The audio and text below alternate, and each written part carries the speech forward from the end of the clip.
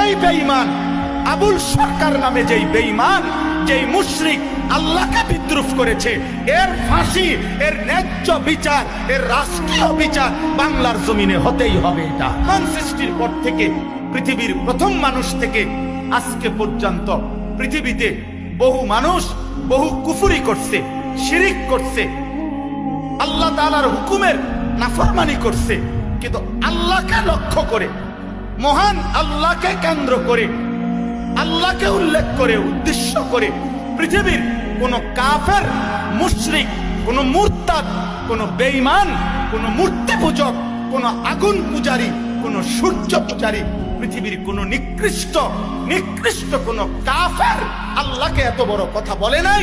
এই মানিকগঞ্জের আবুল সরকার নামে ওই বাউল বেঈমান আল্লাহকে যে পরিমাণ কথা বলেছে, এই বেঈমান সরাসরি বেঈমান, এই বেঈমান প্রকাশ্য বেঈমান।